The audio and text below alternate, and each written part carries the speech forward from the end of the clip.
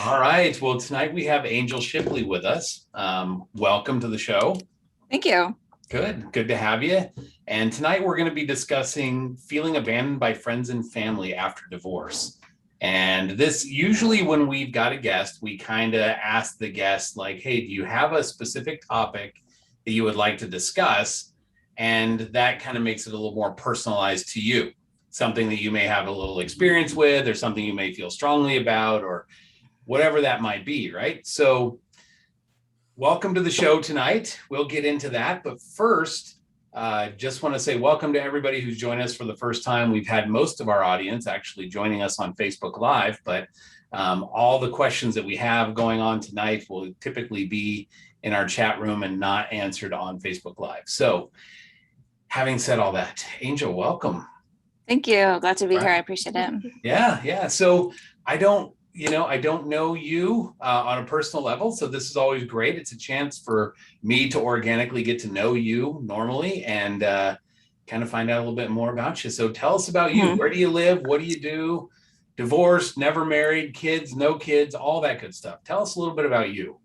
Okay, so I live in Spokane, Washington, or Meade, so like northern Spokane. Let's see, I'm divorced, three-ish years. Let's see, I have children. I've got an 18-year-old, so he's not a child, he's an adult child. Yeah. That just happened, and I can't believe it because I don't feel old enough to have an 18-year-old child, kid, boy, whatever. I don't know what to call him. It's weird.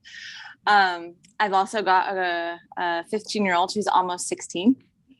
So dating's coming up. That's going to be exciting. Yeah. Just forewarn you. You know what? We're already planning homecoming, so it's great. And then I have another daughter who is 12 going on 13. So I've got a full house of teenagers. You have this almost the same exact age kids as me. My daughter's 20, but 20, 15, and then I've got twin 11-year-olds. So it's almost like the same space. Yeah. It explains why you're so young at heart. Yeah, that's right. Yeah. Absolutely. Indeed. Yeah. Let's see. So they keep me really busy, obviously, but on a side note, my adult self, I have, because of COVID, I've actually had a lot of interesting career changes. But currently, I'm in the process of finishing up all my training for assessment and behavioral health coordination for a detox facility here in Spokane. Because unfortunately, there is a very high volume demand for rehab and detox. And so I decided to jump into that avenue. It pays really good. It's pretty intense, but it's a really good way to help people and a really good way to earn a good supported living. So, yeah.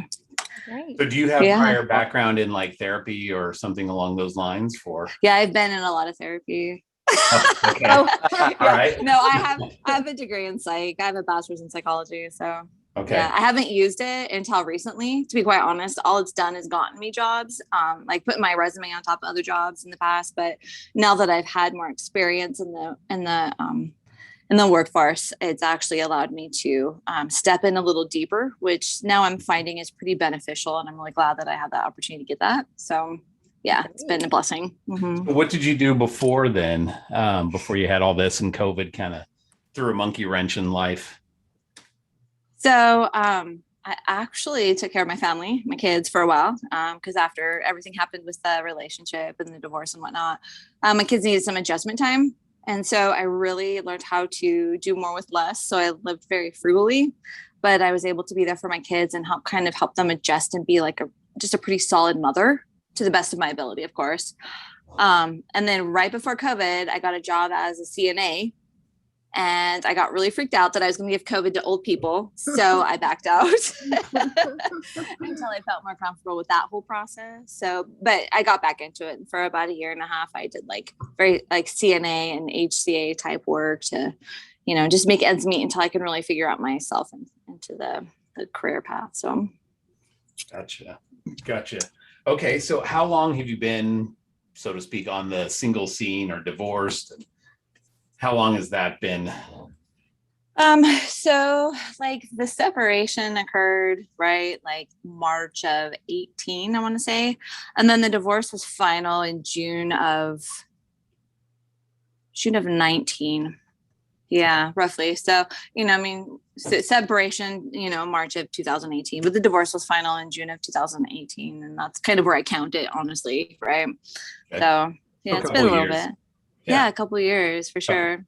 Half of that time being locked down in COVID. So I know. Let me tell you. I don't know how we survived, but we did. It was amazing, actually. I kind of liked it. I mean, not all aspects, but I'm kind of a homebody. So I was like, this is the way I roll. I was all right with it. Sweet. I know. And I did too in some aspects. We actually had a lot of really good growth experiences with the kids. And I didn't lock my kids down, but we did have like a certain perimeter of the neighborhood of children or teenagers they could play with. Let's just be real. Teenagers with nothing to do is not a good thing. Right. So pretty much they would all come over and play basketball. Like their parents knew me, I knew them. And that was our circle, right? And, for a long time. And we were all okay with that. And I think it saved like so much sanity for the kids. Yeah. Absolutely. Yeah. It was so supportive and helpful. Let me tell you. That's great. Now your ex, is he still in the picture? Does he live there close to you and kind of see the kids all the time? And you guys on good terms, all that good stuff? Wow, you asked pretty intense questions.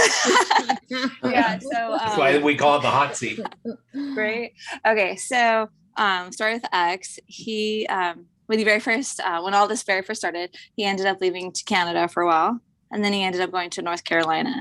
He needed to heal and get better with some stuff. And so he's been up in North Carolina since June and not really in the picture a ton, but with attempts. He was definitely making some good effort for a long time to talk to the children and just kind of figure things out. And so he finally did make a move up to Spokane back in June. So now he's actually in Coeur d'Alene. They moved to Coeur d'Alene because of all of our stuff. So they're there in Coeur d'Alene. He got remarried since. Wow. So yeah.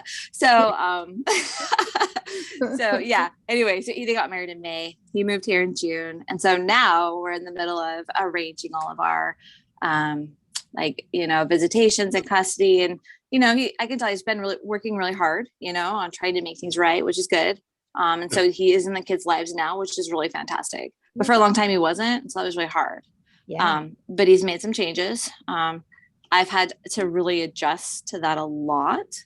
But it's not about me, right? It's about the kids. And that's just kind of where I try to keep that focus. So, yeah. So ultimately, when all this began, there was a purpose. I was told in a lot of blessings that there was a plan and a purpose, and to just stay on the path, right? No matter how hard that was, and ultimately it doesn't really matter what the path looks like as long as the idea that the kids do not have to wonder who they are because they have their missing father. He's here now, so that's really good. Yeah. It's good. And they're adjusting through that. It's been hard, right? Because all of a sudden it's like he's been gone and now he's here, but it's okay. It's part of the process. So we, I just try to remind them of that. Definitely. Oh, hey. It's healthier for him. I mean, I'm an advocate for definitely doing whatever you can to keep both parents active and in the kid's life. Even if you have to seriously hold your tongue every time you're together, just do it for the kids, and they'll be so blessed in the long run. So. Yeah, absolutely. It's just part of the whole human experience, and completely just, forgiveness, even if it's hard to forgive, it's literally about, you have to let that go. You have to do it for your kids. Right. Yeah. So true. Absolutely. I'm sure John has probably seen more than a few cases come through where, kids struggle if they're kept away or for whatever reason abandoned by one of the parents. Yeah. So I mean, there's rare cases where they need to be kept away, for, whatever reason but generally, I would say in the vast majority of cases it's best if they can get as much time with both parents as possible. But yeah, what happens between the parents can sabotage that more than what happens between the parent and the kid sometimes. So absolutely. Yeah. Well, agreed. That's great. Great to hear that he is kind of back around and Yeah. at least coming around to their lives. And good to hear that you're, amenable to having that relationship. I know some people definitely aren't. Some people just kind of try everything they can to keep that away. And I always discourage that. Nope, I would agree. Absolutely not. So, okay, well, what brought you to Spokane? I'm in Washington too, opposite corner of the state, but I'm also in Washington. So yeah. Okay. Yeah. So I would have never picked Spokane to move to. Once you got there, you're like, what is this place? Yeah. So, okay. So I was at BYU, Idaho, or Rick's College. Yeah, that's how old I am. I remember Rick's. I know the boat. Yeah. So I graduated from Rick's in like 99, right before it became a 4-year. I felt kind of gypped. I did not get into BYU Provo. And I didn't want to pay the awful tuition over at Utah State. So I took my next option, which was Eastern Washington University. So in 99, I transferred up here and I actually moved to Cheney to go to Eastern. Okay, so wait, hold on real quick. You must have had Washington residence at that point then. I do apologize. Yes, I did. Okay. So because obviously it was cheaper. Right. I'm thinking like, oh man, out-of-state tuition's crazy. So I'll go to Washington out-of-state tuition. So what part of Washington were you originally from then? So I had a home residence in my parents lived in Federal Way at the time. Oh my gosh, and so I was yeah, Federal Way is pretty ghetto. It's ghetto areas kind of.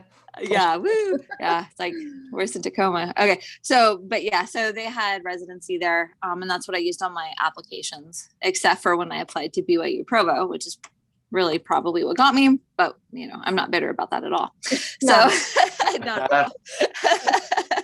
So I ended up going to Eastern because it was way cheaper. Because at Utah State, right, as I said, I didn't want to pay the tuition there because it was insanely expensive because I didn't have residency and I wasn't going to work for a year to try to earn that. So came down here to Eastern to take advantage of the tuition that was way more affordable. And they still offered my major, So what? Yeah, what particularly about Eastern though? I know a couple people that like went there and they love it. Like they are diehard Eagles fans. But I'm always curious, like, why? I've been to Cheney before, and I'm like, what? Mm-hmm. There's nothing really here. So I came from Rexburg.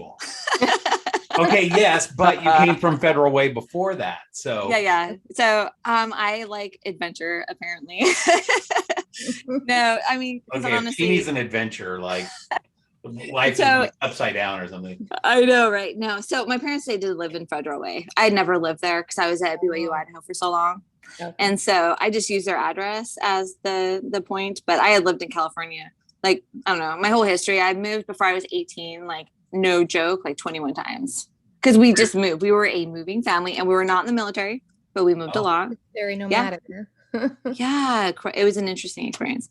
But so I chose Eastern. It was really, to be honest, it's my last choice. It was really my last choice, but I wasn't going to not go to school over not getting into BYU Provo or not choosing Utah State. I just didn't see it logical to work for a year in Utah and not go to school. Right. You didn't think about like UW or Wazoo or one of the other places? No, because I was going to major in social work. So it's cheaper at the time. So Eastern was really small in 99, right? It was super small. And so the tuition, is it? I don't even know. I haven't been up there forever. Yeah. Like and am I a diehard Eagles fan? No, I'm totally not. I graduated from there, but that's about it. Been there, done that, moved on, right? Yeah. I got my degree. I started in social work, ended up in psych. It's one of those things. So, yeah. But yeah, I mean, it was a good experience. Honestly, going to Cheney from Rexburg was a good adjustment because it was a small town. Mm-hmm. But as soon as I got work in Spokane, I ended up moving into Spokane because it was just so much easier in the winter to commute back and forth. And somehow you've stayed in Spokane. Oh, good heavens, yes. I know, I have. Yeah, I got I went to school and then I met my ex in like 2001 and we got married in 2001 and I was still in school. And then we just of course, established our life here, and then once you have kids and they establish a life, moving them is a little hard. So yeah, I told my kids, I said, if I had my way 100%, I'd move to Idaho Falls. I love IF. But, there's a place and time for everything. So it's just about being patient, figuring that out. Northern Idaho is beautiful up there. Spokane, Yeah. the city itself is kind of old and run down, but Northern Idaho, Yeah. I love it up there. I take the kids up to Silverwood and I love all Yeah. that. Yep. I do too. I was just up there recently and just completely admiring how gorgeous it is up there. And like the climate, like the people, the culture is just so much more laid back. Like I love Washington on a lot of levels. Idaho is just it just seems more friendly, Yeah, just that's how it feels to me. Yeah. Yeah. Well, it's interesting. I know that recently they had I think it was a kind of a bar and grill sort of thing where if you showed up and you had a Washington driver's license, they would refuse to serve you. Did you hear that on the news? They're in Northern Idaho. I don't watch the news. Okay. Yeah, it was crazy. They're like, look, if you're from Washington, you stay over on your side. Like, we don't want all that stuff. And it was kind of a political thing because of what was going on with COVID and all that good stuff. So I don't know, masking and all this, everybody's got their opinion, but I thought it was really interesting. Like, Idaho stay in Washington. So, recently, I mean, I've been up there a couple of times. I went to Coeur d'Alene because my ex is in Coeur d'Alene. So I went up there and I spent some time with one of my kids. We did some hiking. And then we just went and toured all the little shops and went in some of the restaurants. And I mean, there was no issue then. And that was 3 weeks ago. And then actually that was about a month ago. I'm sorry. And then 2 weeks ago, I was at by Hayden. No issue at all. I watched a Gonzaga game up there in one of the restaurants, I mean, they're happy to serve you. They don't care who you are, so I think that might be over, which, should be, because that's kind of lame. Yeah.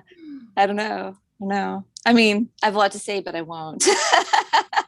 We're keeping it nice and peaceful. Yeah. Yeah. Right. Indeed. Yeah, for sure.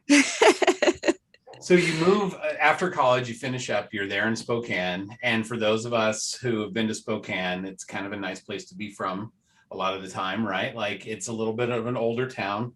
But instead of continuing this process that you did growing up of moving, you just set roots and you've stayed there. It sounds like you've been there for about 20 years now? Yeah. About. Yeah. Mm-hmm. Okay. Yeah. Well, so, I mean, I guess maybe not. I did move to Deer Park, which is just north of Spokane, 20 minutes north of Spokane. It's a little community, about 22,000 people.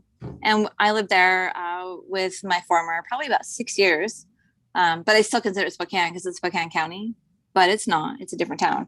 And so we moved there, I want to say 2012 or 2013. And we were there until I sold the house in 2018. So we spent a bit of time there. It was fantastic. Deer Park is so beautiful. Very similar to the whole Northern Idaho, right? But maybe a little bit less trees. But the whole community of country living, we could go shoot our guns off our back porch and my kid could pee off the back porch, it was great.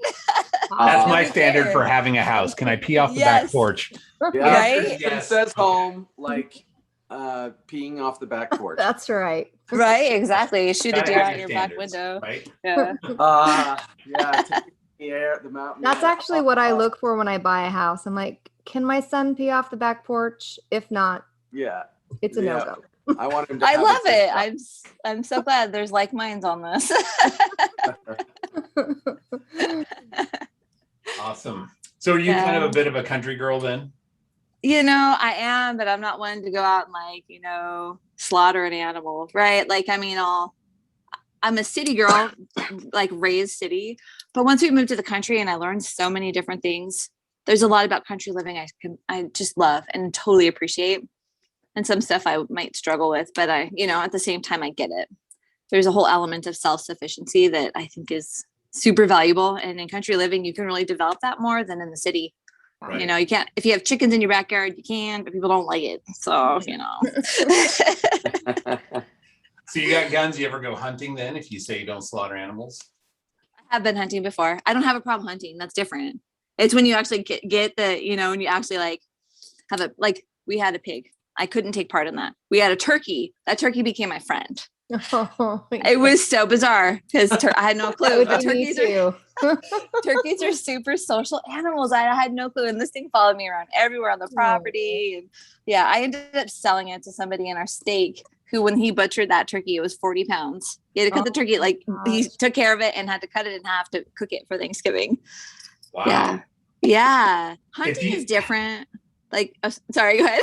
No, go ahead. I was totally like hunting in the woods. I've been like twice. Each time I thoroughly enjoyed it. It was a very much a learning experience, and it was a really bonding experience because at the time I went with my ex, right? And so I learned a lot about him because that's how he grew up. But I gained such a respect for the creature that we just shot. Yeah. Because I actually got to walk up to it and like feel it warm but dead. And I know that might sound weird, but there's a reality to that, to entrusting and understanding that you need to respect what you just took.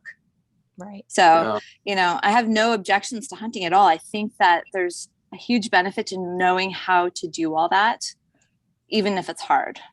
Yeah. And so, so I don't have a problem with hunting, but it's like when there are animals living on my property and I've been helping feed them and take care of them, that's where it's hard.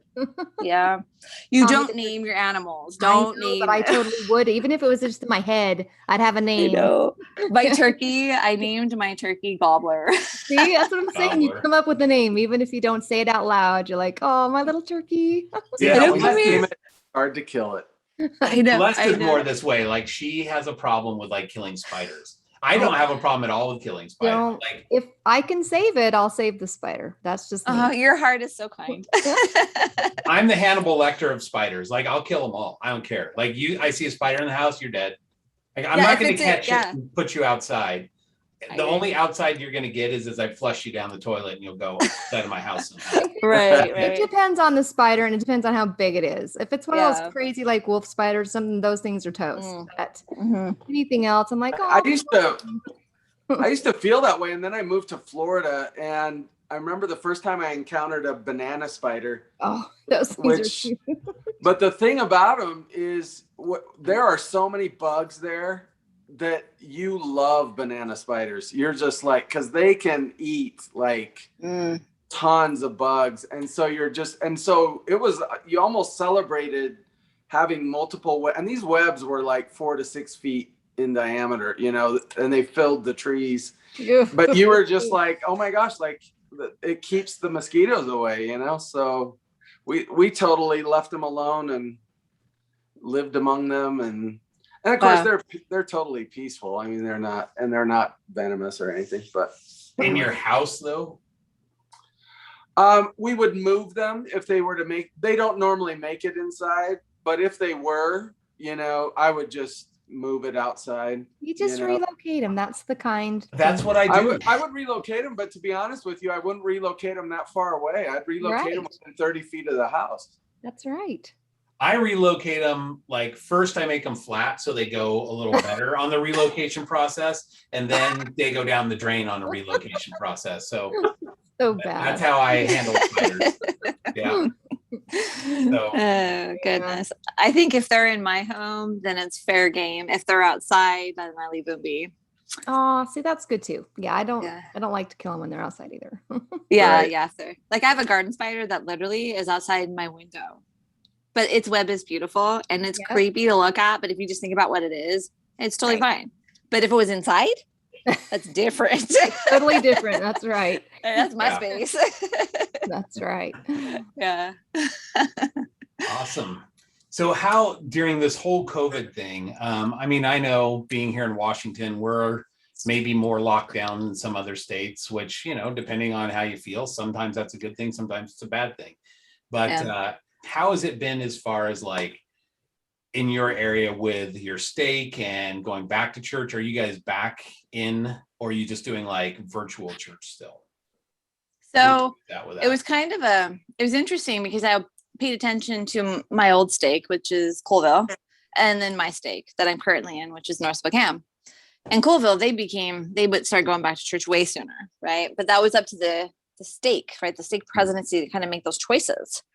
My stake was very cautious. And so I really just, even though it would be really frustrating because I wanted to get back in person so bad for church, because I was like, that's our social outlet, especially my kids. Yeah. So I'm watching Deer Park and they're going to church. And so we had attended church over there a couple times. They were having just sacrament at that time. And I was just being really patient. I'm like, the whole thing is always just understand and be patient, right? Your leaders are doing the best they can with their choices, Right. and just try to understand that. Yeah. And so I was really patient with it. And so we started coming back slowly with meetings here and there about, I want to say October of last year, almost a year. And it was like rotated once a month, basically, is what we had. And then it became every 2 weeks. And then it became, okay, everybody can come. And the day, I'm going to tell you, and this wasn't that long ago, it was probably like August. All of us were able to go to church. Well, me and my girls were able to go to church together, and nobody wore masks, because at the time they weren't asking us to wear masks. It was, everyone was okay. And we could sing with the hymn books, Yeah. right? And I was like, yes. Right. I have It's to tell almost you, like becoming rich overnight. You right? I know. I'm now wealthy. Right. Yeah. Like, I seriously, I'm not kidding you. I don't remember the song we sang, but I like cried. And I felt like, why am I crying? I can sing a hymn. This is so amazing that it was so touching, because it was a hymn, but it was singing with the entire congregation. Yeah. Right. It was amazing. And then, you know, now it's different, but we're still going to church and we're wearing masks, and it's completely understandable. I get it. You just kind of just be patient and understand that we live in a time where everything is at different levels, and we got to try to all find something that matches so that we can all live together, right? So that we don't lose going to church and singing, you know? Yeah. Yep. So it's okay. You know, whatever we need to do, it's okay right now. I think that was a very stressful time for a lot of people, especially in the church. I remember honestly, for me, it was a little easier because I'm single. So rather than sit in the back and feel like, well, it's me, kind of that third wheel again in the back of the chapel, just like, hey guys, here I am. When they locked down and they're like, we're going to do virtual church, I'm like, cool, works for me. Like, I didn't have a problem. But I remember like being in one of our meetings, and like the elders quorum president was like just in tears, like, I miss everybody so bad. I'm like, really? It didn't bother me that way. Like, okay, like, I guess. So I know though that there are some people that just completely went off the rails during all this. Like, that just lack of interaction was very, very difficult for them. Mm-hmm. And I know, so I have a lot of friends that are of different faiths, and their minister was saying, if according to their statistics, when they have people that don't go to church for 3 weeks in a row, good luck getting them back a lot of the time. Aww. And so you start adding that, like, we're talking more than 3 months, 6 months, whatever. And so there are still people who are really, really struggling just to kind of get back on the horse and kind of go again. Which is really interesting, I think, because initially, I think when people can't go, they miss going. But then if that statistic is accurate, 3 weeks out, that's not too long. No. And then they don't come back, but they missed it in the very beginning. Right?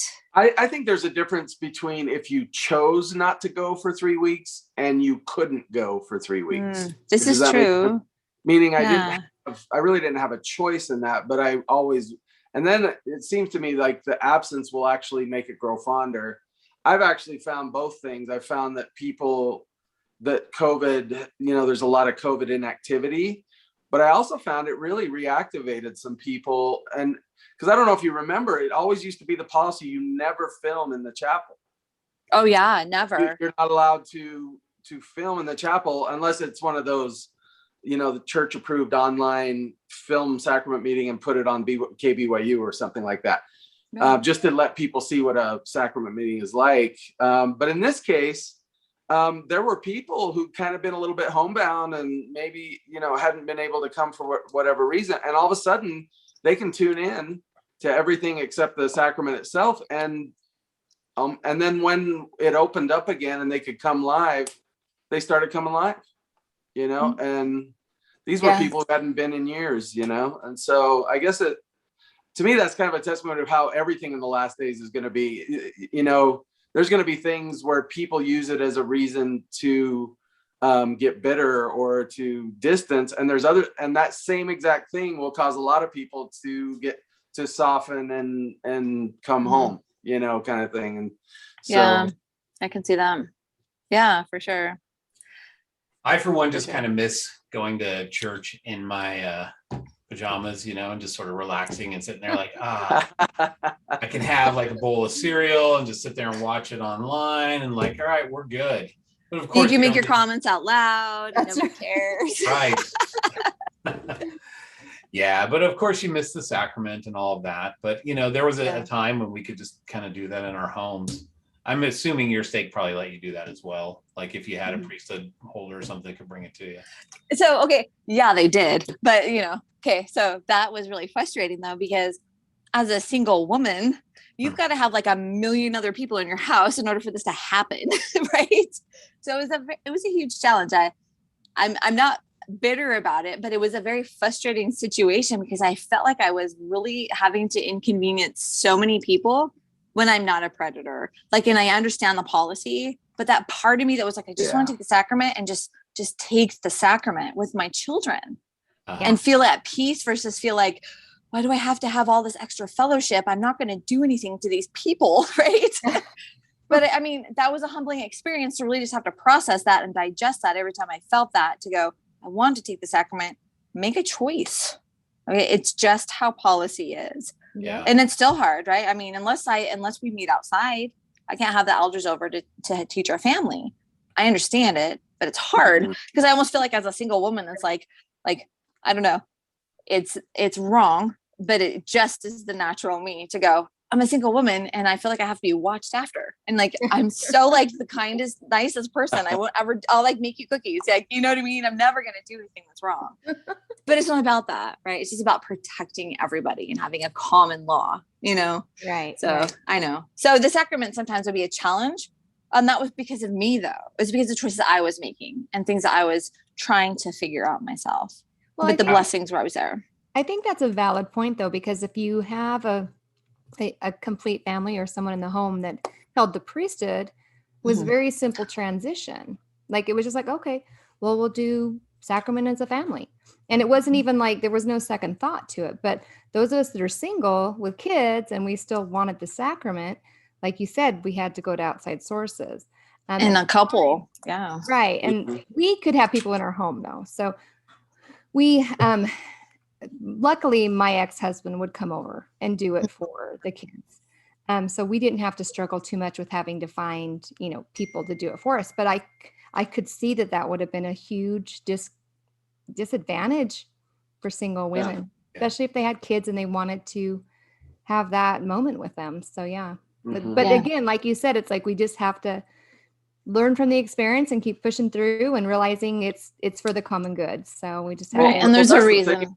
Yeah. I think we've all experienced it differently, even state to state, forget country to country. I mean, in a way, I almost feel lucky that it's almost like we barely noticed it here in some ways. And now, we have our county law enforcement is basically, we will not enforce any kind of mandate.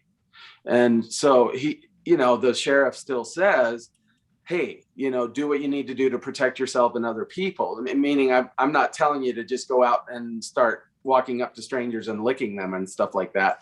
But that's not protecting yourself. Yeah, that's definitely not safe. And so his attitude is, don't be irresponsible, but it's not my place to basically tell you what to do. Whereas you take that and you go to other places, like in parts of California and Oregon and stuff, where it is really, it's every once in a while it's getting locked down again and again and again.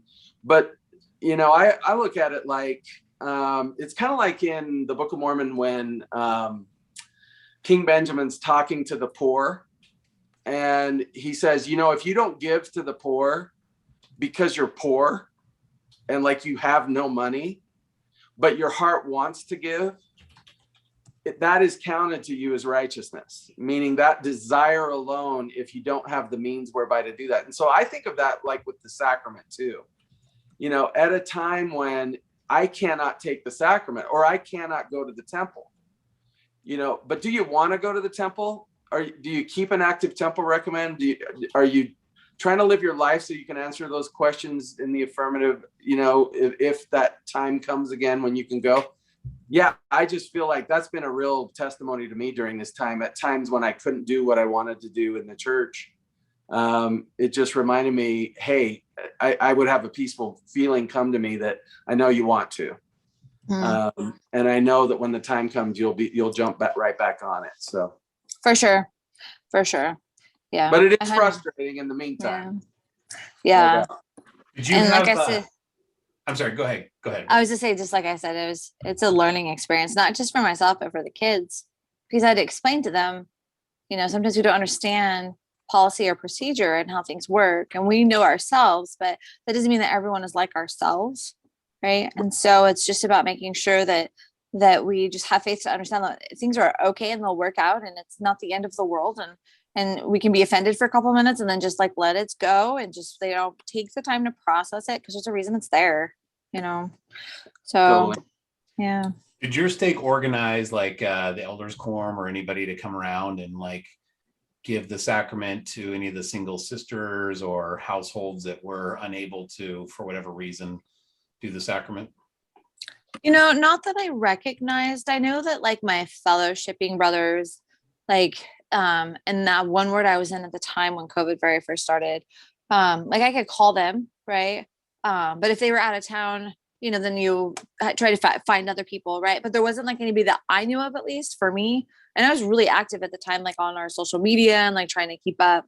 So I wasn't aware, but at the same time, everybody was scrambling just to figure things out, Yeah. So there was no grudges held. It was literally like, it just is, and just whatever, just go with the flow. Even if the flow is sometimes hard and you're going against it.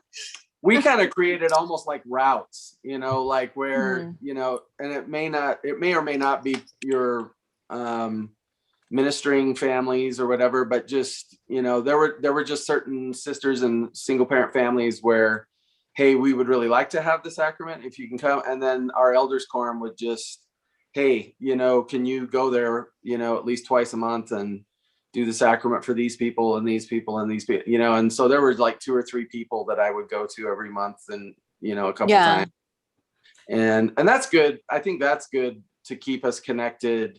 That's good for the priesthood holders to stay connected to the families in the ward, and that's obviously good for people to get the sacrament still. And I mean, it's still not the same, it's still a different world, but yeah, it teaches you to just make the best of it, I guess.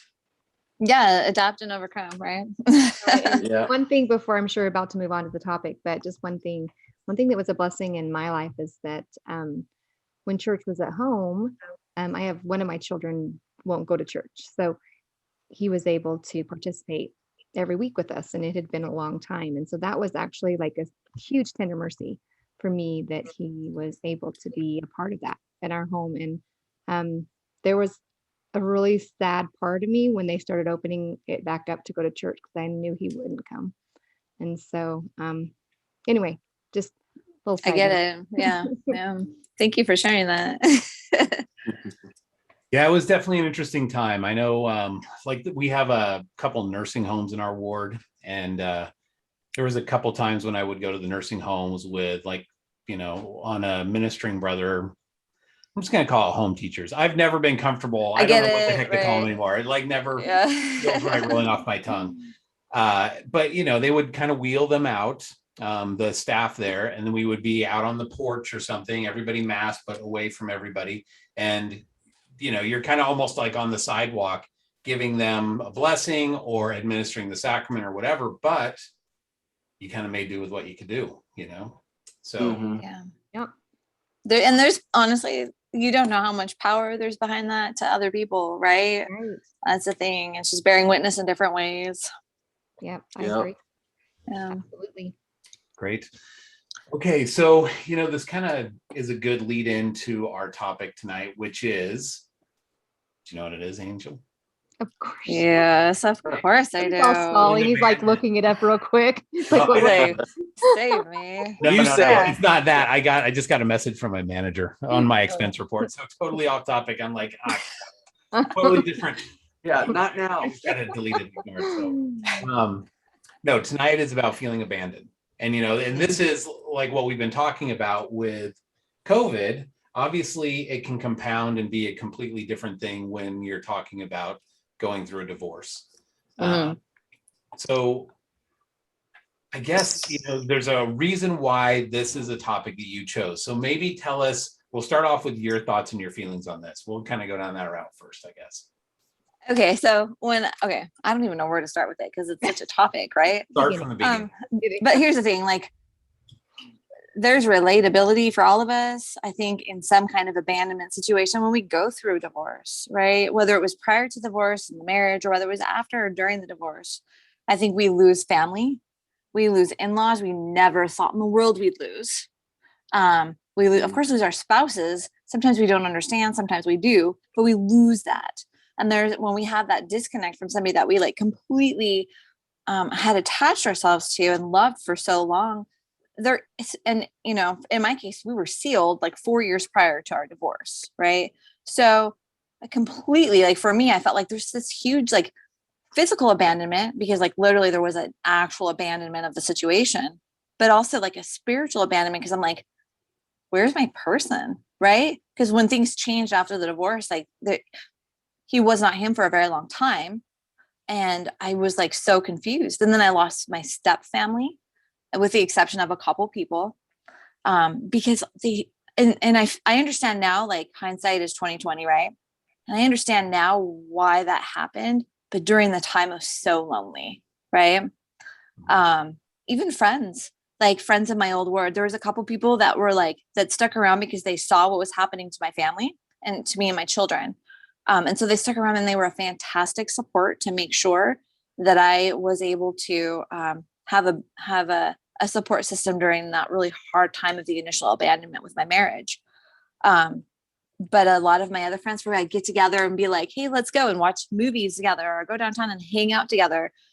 Married couples, they hang out. But once you get a divorced person and a married couple, the dynamic is so different. All of a sudden it's awkward and weird and you don't understand why as a divorced person. For a lot of these guys, like they don't want anything to do with you.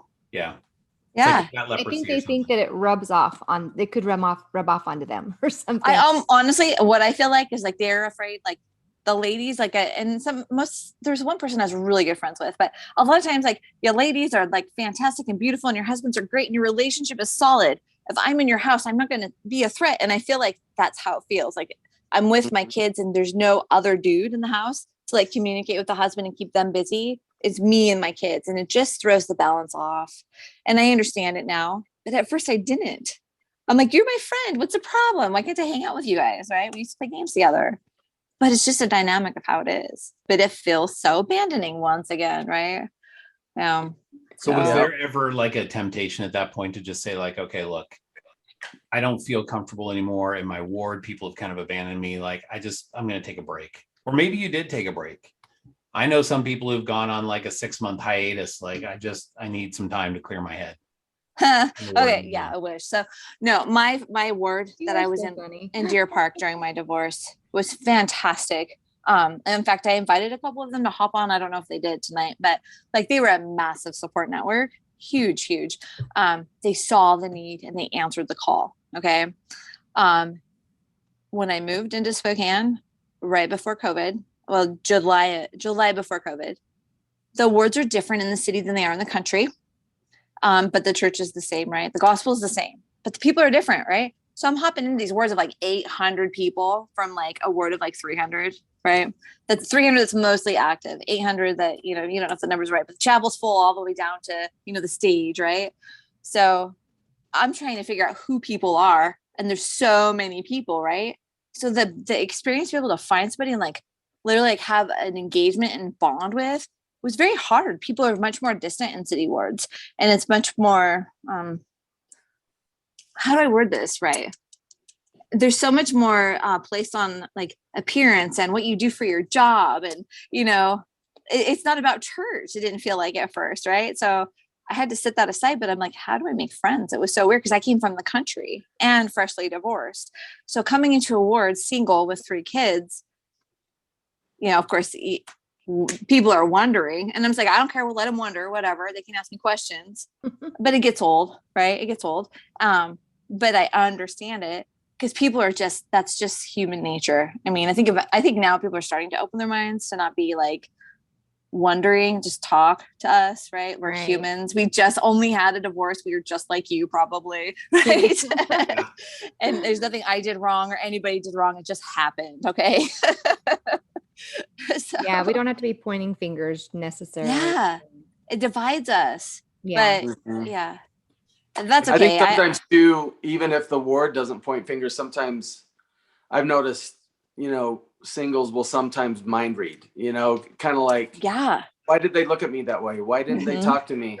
Why? And it might be that they're, just into their own world. And like, I got a lot to do when I get home from church today. And, I'm really overwhelmed. And, Yeah. but it's kind of like, oh, it's because I'm single. You don't want to talk to me. Right. And it's just like, and then Yeah. there really are people who are uncomfortable or flat out, I wouldn't say hostile, but kind of negative toward that, and I remember in a ward a guy that just flat out told me I was a spiritual loser for filing for divorce, and without any idea. Of course, his wife was one of my ex's best friends, but without never talking to me, never having a feel Yeah. for what was really going on. And so thankfully I've been divorced twice, but that ex was not a big storyteller and not a hostile toward me. And so eventually she was kind of able to iron out some of that stuff. And she eventually even apologized for the stories she allowed to continue. She didn't tell them, but she was like, I should have intervened and told him that he didn't do that,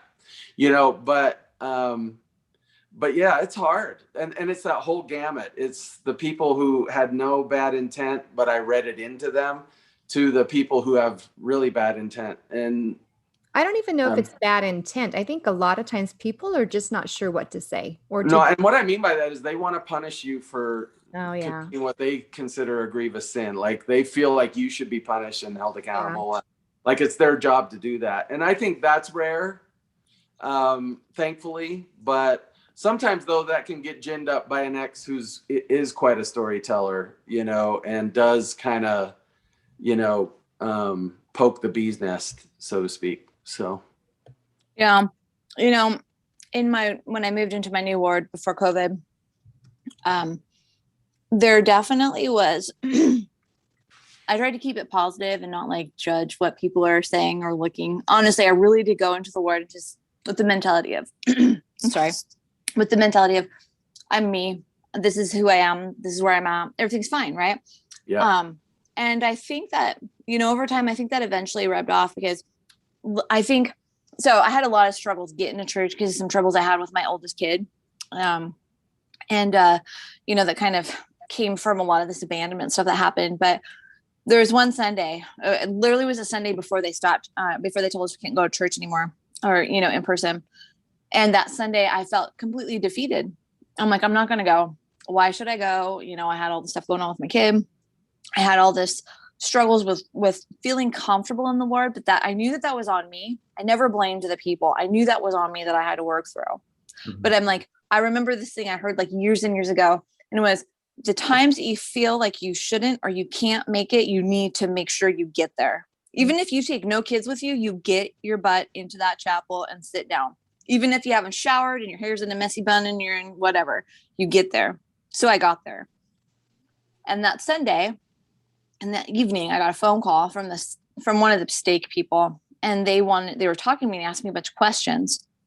And then later on from that session, I had talked to the bishop about a week after, on the phone, I believe. I don't remember exactly when it was, about a week after, or a couple of days after. And that's when I was extended this calling for the mid-singles rep for the North Stake, right? Which I was like, are you serious? Why are you extending this to me? Like, I felt like, what am I going to do with it? Like, there's nothing here, right? Because we have nothing established at the time. But the fact, had I not gone to church that day, there wouldn't have been that invite. And that invite put me involved more securely to find people, or at least help me feel better about being single and being able to participate and have a responsibility. And it was helpful. That's awesome. Yeah. That's how it should be. And that's answers to prayers, really. Absolutely. I think that's the key is it's really important. A divorce might come between us and other people, particularly friends they brought into the relationship and their family. And, I can understand why that's hard, to see both sides clearly. But I think the focus you're talking about is don't let it come between me and Jesus. Right. You know, yeah, like, because that's the root, that's the base of being able to get through. And I right. knew that when all my divorce stuff happened, because the proceeds to everything with the divorce, I knew that there was a plan. I knew that this would be hard. I knew that how things happen needed to be. Like, I never ever look back and go, maybe I shouldn't have made those choices. No, I needed to. And because I knew that I had a testimony to understand, just keep walking, keep going, right? No matter what, just don't let it interfere with your testimony. Yeah, that's awesome.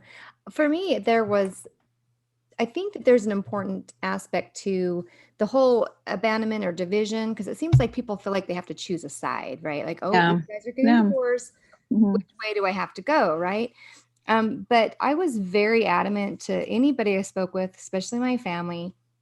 I mean, I had been married 25 years. I'm like, I don't expect you to like alienate my ex, and I don't expect you to like, come to my rescue. Like, I just wanted them to just be like kind and loving. And the reason why, not only for him, but mainly for my kids. I Exactly. didn't want it to be all of a sudden like, oh, this side of the family no longer loves my dad. What's up with this? Like, right? They're already going to have enough challenges with the actual divorce, and I didn't want it to spill over into like their family members. And so I think we as individuals, we can say and kind of set a groundwork for like, hey, please don't be mean, don't say bad things, don't spread rumors, just let's just be nice and just like, yeah, it didn't work out and it's crap. And there was a lot of hard feelings and whatever, but Mhm. let's be just kosher for our kids. Let's make sure they Mhm. are okay with,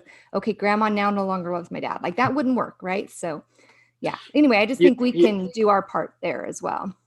you said that, and it made me think of a mutual friend with me and my second ex. And, there was a lot of drama around that. And she and I, she was a member of our ward, and so I knew her that way, but I also knew her through musical theater. She and I had done projects together. I mean, with dozens of people and stuff, but she had become a friend that way. And I'll never forget what she told me after the divorce. And I told her, listen, you may hear things that just aren't true. You may hear things that are true, but you're probably going to hear a version of things that aren't. And she said, no, I'm not. And she said, here's why. She said, you're my friend. She is my friend. And I will not allow either one of you to talk smack about my friend. And she said, I plan on remaining friends with both of you. Right. And she said, I will not carry on conversation. If either of you needs to have a conversation like that, I'm not your person for that. So talk to a bishop, a therapist, a family member, a friend, who really doesn't know the other one maybe, or something like that, but will also hold you accountable. And I'll never forget that. And she and I remain friends to this day. And I remember thinking to myself, I wish everyone in the church could just have this mentality. Now, obviously in situations of abuse and neglect and multiple affairs and things like that. But even then, I think we can remain civil and good to people. But definitely in cases where it's just two people, it did not work. Why do we have to make one the bad guy and one the good guy? Because it Maybe only it's hurts just the kids, really. right. You know? And so, yeah. And then it spills over into, I don't talk smack up even within earshot of their kids either. Right. So anyway. Well, the Yeah. irony go ahead, Angel. Just gonna say, like, one of the things I learned in the very beginning of all this was about intention, right? Like, act according, like, pay attention to the intent of your heart, right?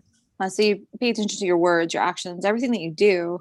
But also, like, I thought it was really important to like remember to keep my ex's name, right, safe in my mouth, right? So no matter who I spoke to, it's congruent with everything. So I never have to doubt, did I say that? Because I never wanted to have to doubt that. No, don't get me wrong. It's not like I didn't ever flaw, right?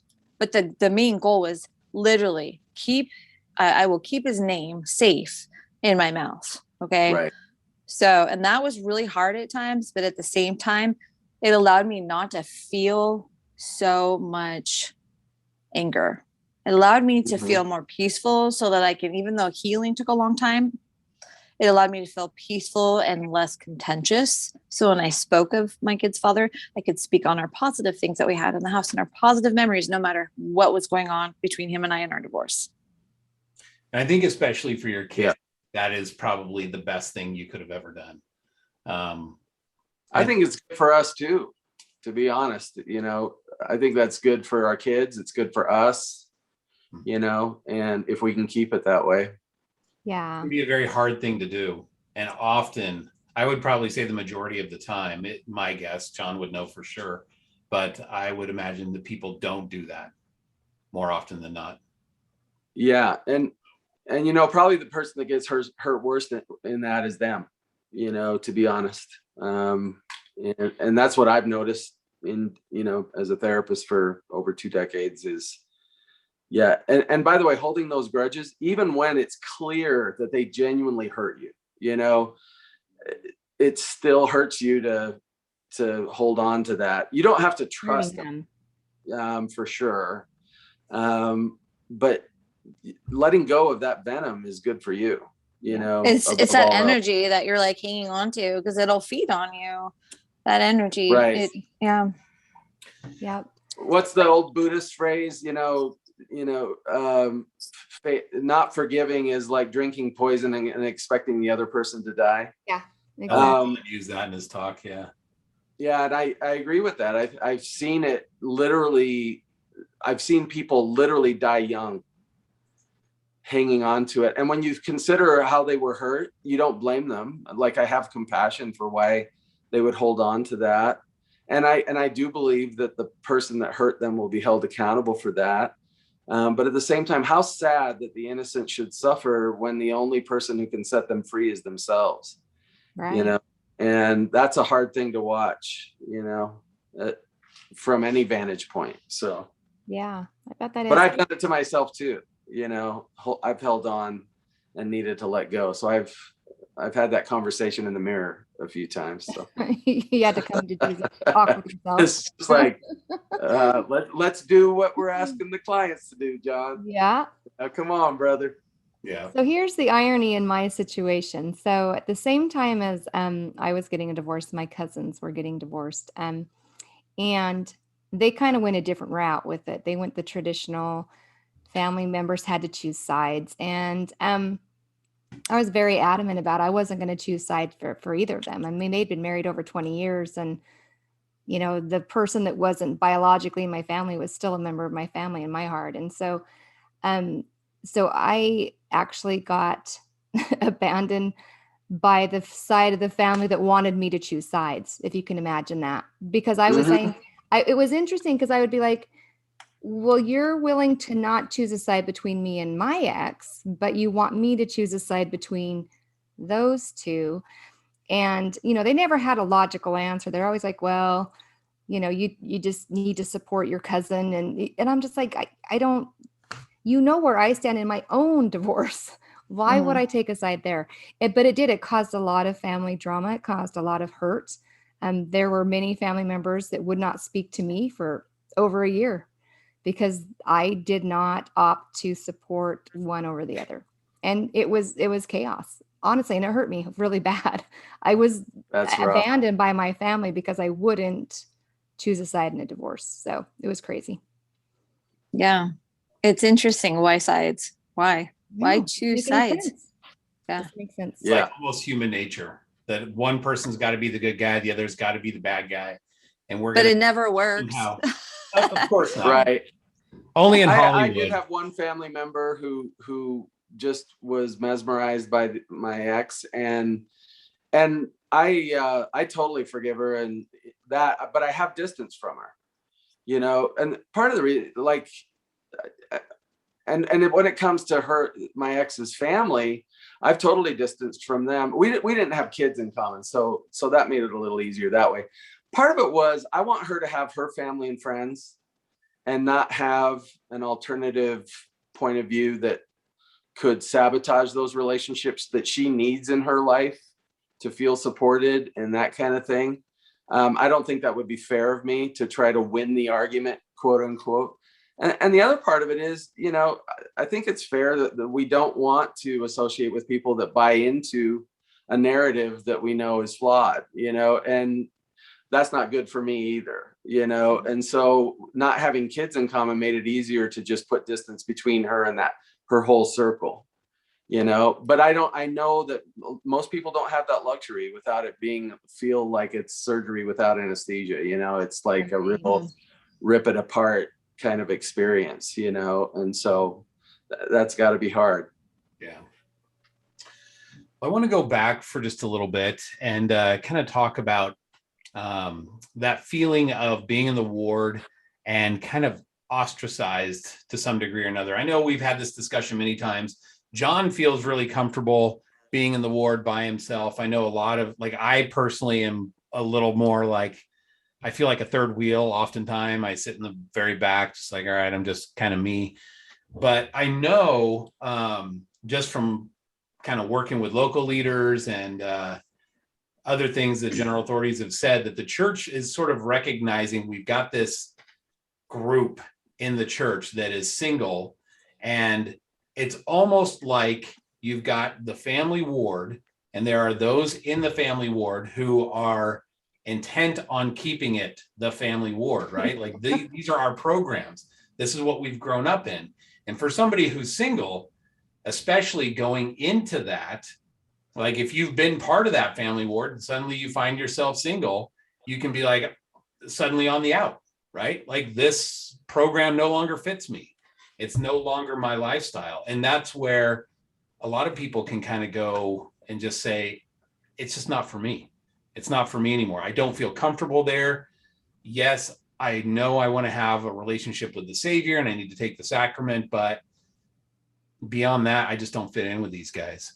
So tell me a little bit about your feelings around that. Like, how did you persevere when you, as you had put it before, you didn't feel especially that new ward. Yeah. Yeah. How did you get your buns in those seats when you're like, I don't want to? Like it in those moments, right? It's almost like Brigham Young when he would say, if you don't feel like praying, pray until you feel like you do, right? So in those moments, how did you kind of muster up that whatever to kind of get this going? Because I know there's a lot of people who may listen to this who are like, I just don't feel like going. I don't feel like I have what's in me to get my buns in those seats.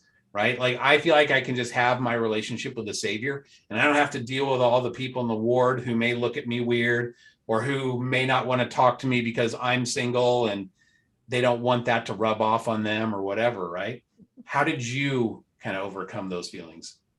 So, I don't know if it's necessarily something I had to overcome. I don't really pay attention to like mainstream narrative, right? Doesn't mean that doesn't affect me sometimes. But I knew my testimony was very strong from the beginning of everything that happened. And I knew based on experiences that I had throughout the separation, throughout the divorce, throughout just personal spiritual experiences that I would have and blessings, there was no doubt the gospel's true. No doubt. Like there is no doubt, right? The people are a different story, but that's not my fault, right? I don't need to worry about them. I'm not accountable to them, right? I'm accountable to me, to my kids, to my testimony, to my prayer, to my Savior, right? And there's a peace in going to church, no matter where it is for me. And even if it's the hardest thing to do, because at the end, I get something out of it because my intent is to go and get something out of it, right? Okay. Now, not wanting to go, I get that too, right? Like that's completely a normal feeling. I mean, I completely understand that, especially being a single adult rep, because I'm talking to so many people and I'm hearing their stories and I understand them. There's so much relatability that we all have. Mm-hmm. But the common factor that we all have is that we can literally bond and help each other because we all can understand like the things that we go through. We can all understand joy. We can all understand pain, right? We can all understand that at some point in our lives, whether we have it now or we had it earlier, but there's a testimony within us. There's a light within us that brings us to where we were what other people think isn't our business, even though it feels like it is. It's not. And that's something that we just, as singles, sometimes it's really hard to get past, because it's so hard to think, well, if someone doesn't like me, then maybe I shouldn't be here. But it's not about that. If you feel like you shouldn't be there, like, I would so recommend being there. That's the adversary talking to you. That's not your mind. The adversary, I mean, the adversary is just very strong, very intense, and I think that if you're coming from a place of peace and the things that you can feel, that might be different, but something that encourages you to stay away from something that's good. It's important to just kind of evaluate that and be patient with yourself and love yourself and understand that you are worth that light, that feeling that you can have when you're able to sit in the chapel and take the sacrament and, hear of the positive things that we can hear in our chapels. Yeah. So you're a single adult rep right now, right? That's your current. Yeah. Okay. Mm-hmm. Can I just make a comment about that real fast? Yeah, go ahead. See, that to me is a great example, Angel, of like, we don't make those covenants with the other members of the church. Mm-hmm. We make those covenants with Christ. And if I keep my eye on him, like, why would I not go? You know what I mean? But if I lose sight of him and I start thinking it's about my neighbor, and if they treat me bad, I can't go. Yeah, that's a scary place to be. That's a scary place to be with a lot of good things in my life, so if I allow other people to sort of puppet master me in a way. There's also like an in-between, though. I don't think it's necessarily I am going to go because I have faith in the Savior versus I'm not going to go because I'm worried about what other people think.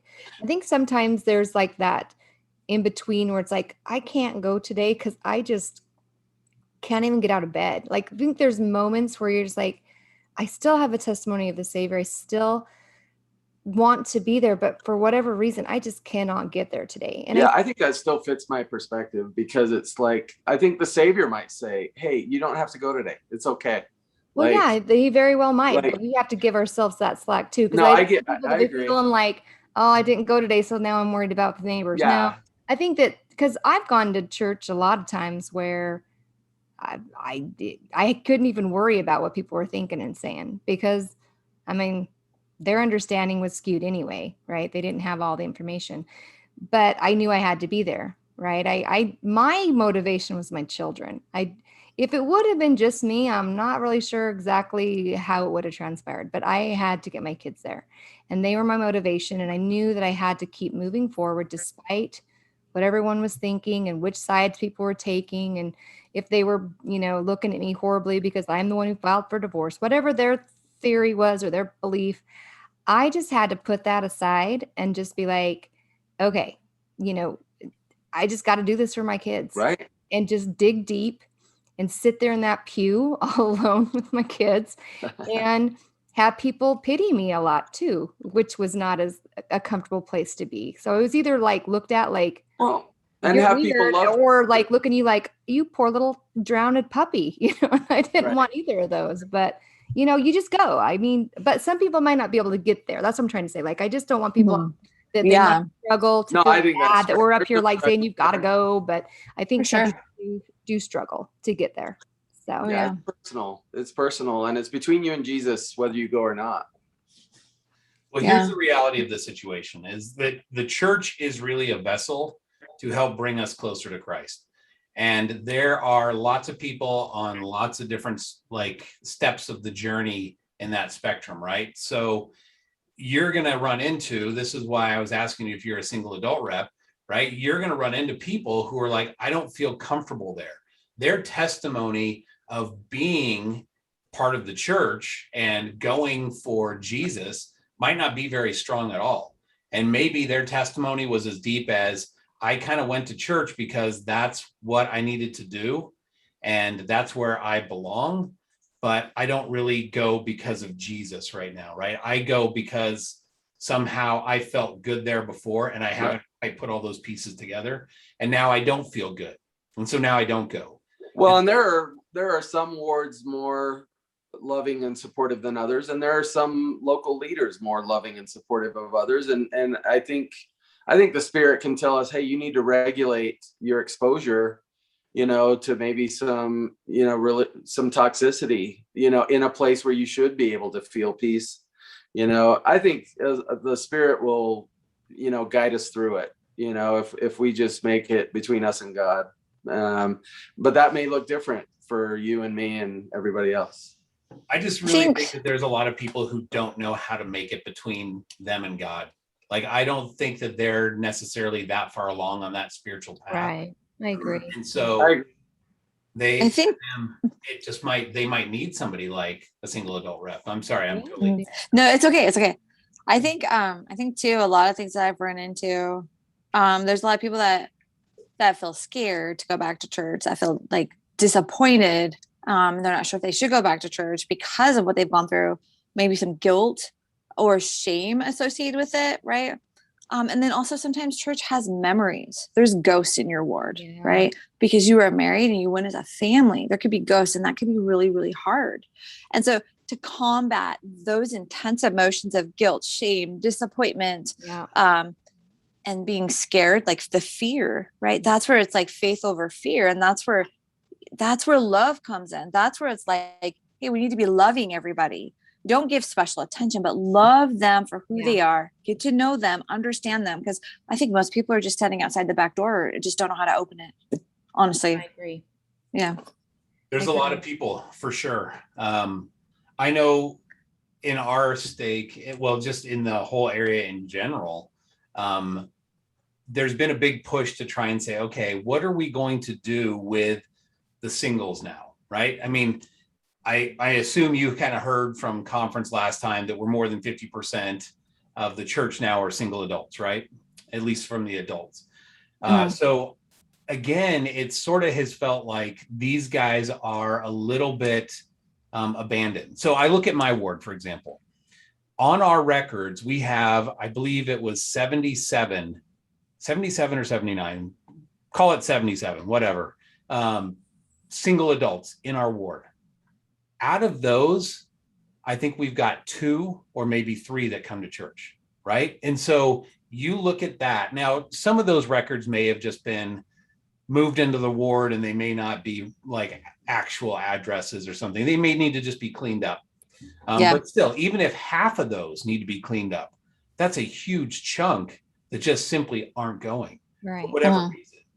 And I think that's common everywhere, honestly. That's very common. Absolutely. Yeah. And you look at the church will tell you these statistics. We've talked about this practically every show, but when you've got like a young single adult ward and somebody leaving that ward and going to a family ward, it's like a cliff of activity. Just I'm off the cliff now, right? Like I don't feel comfortable there. I don't want to go. There's nothing for me, et cetera, et cetera, et cetera. And so the real question is, we've gotten either whether it's from divorce or we didn't quote unquote graduate from a young single adult ward, whatever the case may be, we find ourselves being single and feeling often, probably I would say easily the majority of us, if we're looking just at a raw numbers, abandoned or maybe just outcast to a degree or uncomfortable being there. So how do we help these guys other than just say, hey, you need to go because that's the right thing to do and be there for Jesus? Yeah. I would agree 100%. It's a correct answer, but it is 100%. It is the right answer. But however, you need to go should maybe be reworded. I agree. There needs to be a little bit of like compassion weaved into that statement. But the truth is there. The truth is there, right? It's just about how it's communicated for sure. But when you walk, how do I word this? I think when you're separated from your testimony for whatever reason, okay, which sometimes it's a lot of things and sometimes it's something so little, right? But it's a big deal to you, right? When you separate yourself from that, there's this immense again, I'll say the guilt factor. And it feels like, especially when you're dealing with being single, no matter what your single situation is, that's a challenge to get over that mountain. You literally, I've learned the last 3.5 years, don't try to go around or climb over adversity. Literally just get through it, right? You have to get through it to have the peace. That's the hard part. And if you feel abandoned by family or whatever, right? And you're trying to get through adversity, it's very hard. Yeah. That's where you buckle down. And sometimes you just have to find this inner you didn't know was there, but it's there. It is there. And I can testify to that because concerning the situation I explained about my divorce versus my cousin's divorce, I was still in dire need of support. I mean, I was in the middle of a divorce, but I was abandoned. Like they didn't want to deal with me. And in my time of need, because I wouldn't follow suit, but I did figure out and realize that, dang, I'm deeper and stronger than I thought I was because I'm still pushing forward without any support. I have nobody that lives here, and it was just me and my kids and my ex-husband, and it was just, I was alone, and I just had to just keep moving forward. Like that was the only option. Well, I guess there was other options. That's the only option for me. I just had to keep pushing forward. And there were many days where I just was like, it'd be really cool to have someone here with me to like help me, at least give me a hug. I don't know, anything. But you find that inner strength, and you just push forward. I mean, I guess that's the only thing. You just got to find that in yourself, but hard. The reality is people like to congregate with like types, right? So there's a reason why they have like a Tongan ward and a Hispanic ward and other things, because people feel comfortable going with people of their own, whatever group that they feel a part of. And here you've got the church that has created these other wards. That's fantastic. But they've got on the records people all over the place that are falling off a cliff because they don't feel like necessarily there's something there for them beyond like, I just need to show up and take the sacrament. And that's a difficult thing. And that's where your job, congratulations, as a single adult rep, becomes how do you help herd these people in who have felt abandoned or maybe don't have the strength of testimony to say, I go there because that's where the Savior wants me to be, right? Like, how do we bring these guys back when we ourselves sometimes are feeling like I sometimes just barely make it there myself, and yet I got to go help somebody else across the river? That's tough. That's really tough. It's can I kind of answer that a little bit? Do you care? From my experience, from my experience, it's really been about meeting people where they are. Yeah.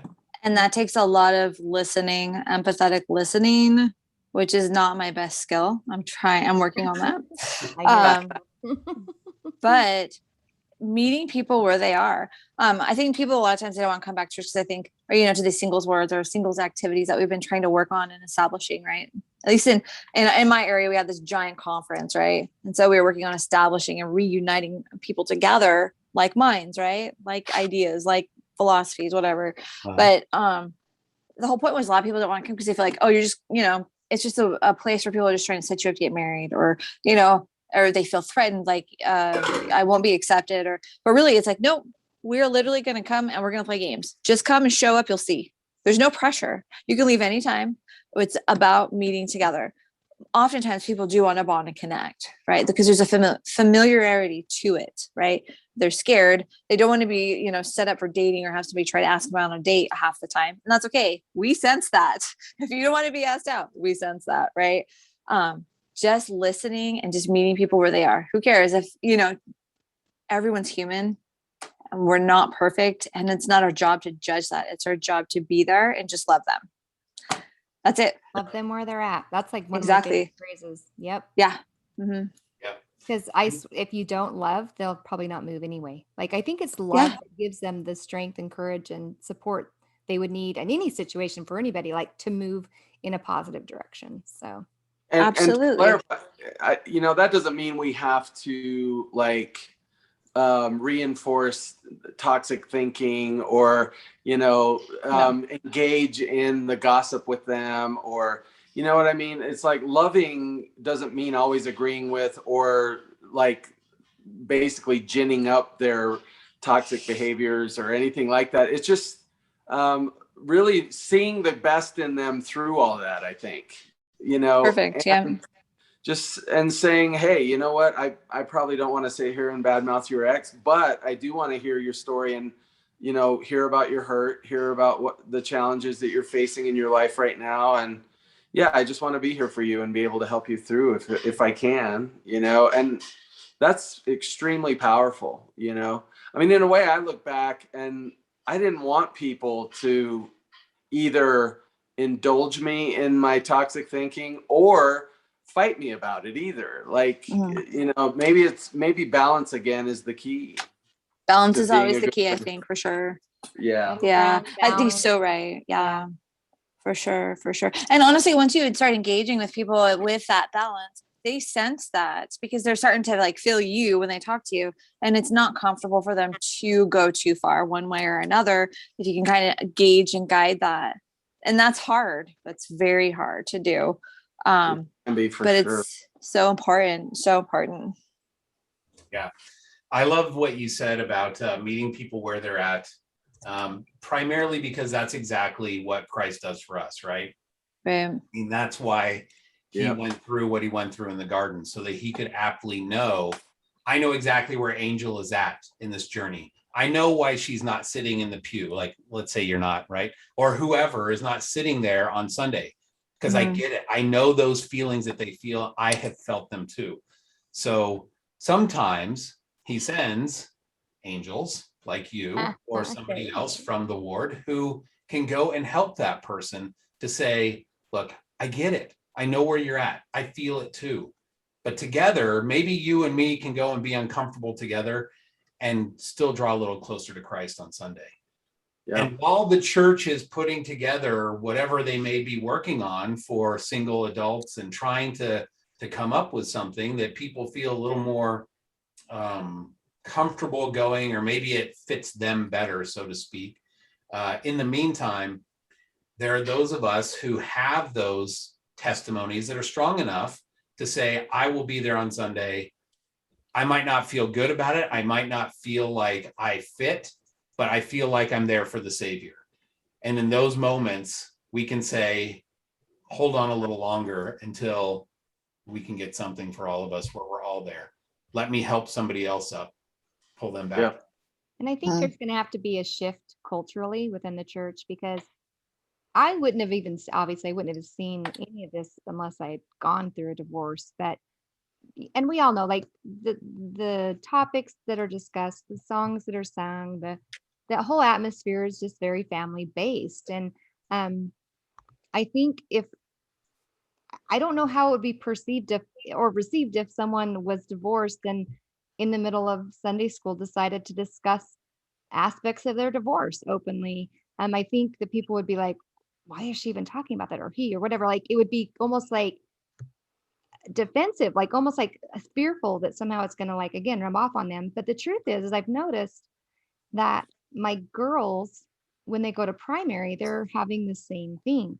A lot of the songs are about eternal families. Like around Father's Day, there were all these songs about father and what he does in the home and things. And I get we got to teach the standard. I get that. But I also think that maybe we can weave in other aspects that aren't so, like so that way, just so there's a little bit more of a mixture. And I don't know if people would want to do that, but that's kind of what I would hope would happen. Because, it's hard. It's hard to sit there and sing families can be together forever when yours has just been shattered.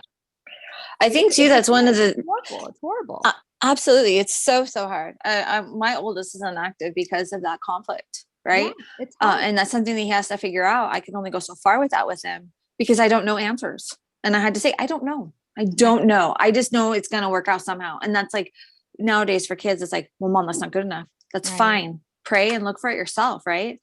But I think too, that some of this stuff until there's a shift, and there'll be a shift. I don't know what that looks like. I just know that there will be at some point, but I really think that's important that we understand too, what we teach in the home is very powerful, very powerful. And it's not about being conflicting against hearing families can be together forever, because that's true. Families can be together forever. There's a plan for everything. I mean, there's some amazing talks out there if you look and you really listen. Right. But what we teach and how we teach it and the way we teach it, no matter what our situation is, and no matter where your heart is and your testimony is, there's nothing wrong with that when it comes from your heart and when you're listening to the Spirit, no matter what that looks like, because that's right for your family. Right. I mean, what you say, Angel, I mean, in a way, we need to speak up more as singles. Yes. I think we sit there on the walls, like just, oh, nobody wants to hear from me. But they hear from me. Yeah, they hear from me too. And I think what I find is a lot of them will say, in a way, you strengthened my marriage, because I don't think I often, my wife and I, or my husband and I, have struggled, and I think I don't often think about what would it be like to actually see this through and to go through this. And then there are other people where they may not identify with being divorced, but they do identify with being alone, maybe while married, like they feel like they're alienated from the person they're with, and then to hear a testimony about how getting close to Christ, or how, feeling the Spirit can really make up for a lot of those struggles we go through in life. Maybe they needed it to hear that from me, and in the context of my divorce, and I think as we do that, I think people, I don't know if you've noticed this, but people warm up, and they're not as scared to be around us, and they're not walking on eggshells, or like, will I say the wrong thing, or, that kind of thing. So speak up. It's funny that you said that, because like I'm writing notes as we talk, so I don't forget what I want to say. And so one of the things I put on here was, it's up to us to help create our space and our words, right? Because sometimes, should I say anything in Relief Society or Sunday school about that? I could relate to this lesson based on my divorce. Yes. If it comes to your mind and the intent is good, then say it. Yeah. Right. Then say it. And Yes, 9.5 out of 10 are going to totally get it and empathize with it. And then the other ones, it'll at least get them thinking. So I just don't know if I agree with that, John. I think that some would get it and some would be okay, but I think there'd be several that would be uncomfortable. I think you'd be like the talk of the word that night. Well, they might not say anything during class, but they're over there squirming, or almost like, I cannot believe this person is sharing this. Like, because we're also like, but have you actually shared Celeste? Hang on. We're also cultured to like hide our imperfections and things. So if I were to be totally open about me as a mother filing divorce and now being single with my kids, there would be people that would be very uncomfortable, not necessarily judgmental, but uncomfortable with me bringing that up during the class. But what I would ask you is, are you theorizing on that, or have you actually experienced that? I have. Yeah, there's been, because in my case, I feel like the more bold I am, people are just like, oh. You have some people that'll be like, oh, okay, yeah, cool. Well, and maybe I'm just oblivious to the people who are uncomfortable with it. I don't know. That would be a surprise to me if that's the case. Maybe I just think that maybe I've just run roughshod over the uncomfortable people. No, it's just kind of like in the past when I've had to share, like, because I came from an inactive family. And so a lot of times they talk about lessons where it's like, we have to teach our kids to to choose good friends and the ones that'll lead them down these paths and all this stuff. And so many times I feel like, okay, I was not that kid, but I had people who would, who opted to think otherwise. And I have shared, and people have been very uncomfortable with what I had to share. But there's also been people that have been very supportive and like, I'm so glad you shared that. I can have a different perspective, but I can promise you, people be squirming in their seat. It's okay. Let them. It's good for them. I do. I mean, I think this is how the church learns and grows. And I do feel like the culture in general has shifted, especially in the last decade or two. And now when you have general authorities talking about incorporating singles more into the church and that kind of thing. But in a way, I feel like I can't lose if I will just share whatever the Spirit directs me to share. I don't want to rub people's faces in the fact that I'm divorced. But at the same time, I don't want to shy away from participating because I'm divorced. And so what I've noticed is, yes, there probably are some that are uncomfortable, but that's their journey. I think like what Angel said, who am I to say whether they accept me or not based on my experience? But what I'm finding is a lot more people are starting to go, you know what? Like, I get that. Like, I can imagine what it would be like to have a marriage so hard that I would leave. I can imagine what it would be like to sit alone in sacrament meeting. That would be really hard.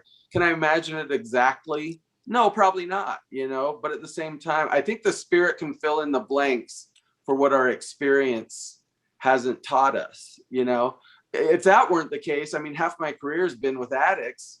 And I've never even had a drug or a drop of alcohol in my body.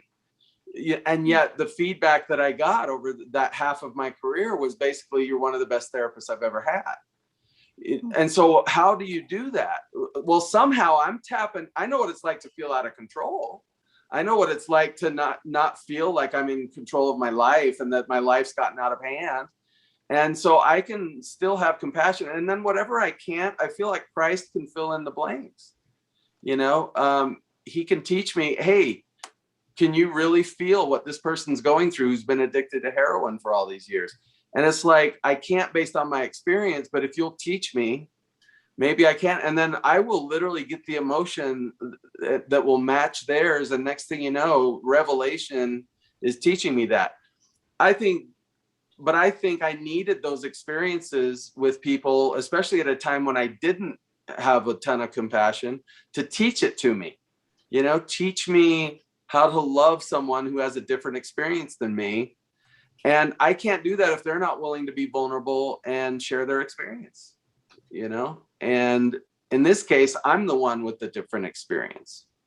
So maybe we owe it to each other to be real and just say, here's my experience. And it may be really foreign to you, but I'm inviting you to love me anyway, and maybe to expand your compassion. And I think that's a good thing. I think it's interesting that you say that. Sorry, beat you. Okay, that you say that, okay. because we've been cautioned and encouraged to be attentive to how we love and to listen to the Spirit on how we love and to not be judging on people, right? Because the commonality amongst us all is that we're all human and that we all deserve love, and we are not to judge one another. And it's innately, it's natural to judge. It's just a matter of mastering being judgmental versus judging a situation, right? Mm-hmm. So, but when you're talking about your experiences and being able to love individuals and develop this understanding, not having been in their shoes, I think that's one thing that these last 3 years I have really learned, going through what I did being abandoned and having to experience these things. I have no clue why they ever had to exist, because I was able to go, you did this. I miss you. I love you. Like, my various in-laws, right? As an example, totally miss them, totally love them, still love them, completely feel abandoned by them, but I don't care. I have to move past. I forgive them. It's those moments in time that are painful that you have to learn to forgive those moments, right? And that's where I'm at, is forgiving moments. Oh, sorry. Oh, did she hang up? I think she might have left us. She'll come back. You know what? She makes a really great point. I think there's two ways we judge each other. I think what I have noticed, and I've been on both sides, I think that the married members of the church, they may judge by saying, oh, I can't believe they got divorced, or why would you do that? Or, what did they do wrong, or something like that. I think as divorced people, and I've noticed it in myself and I've seen it in other people, we judge the married people and we say, they could never understand what I've been through.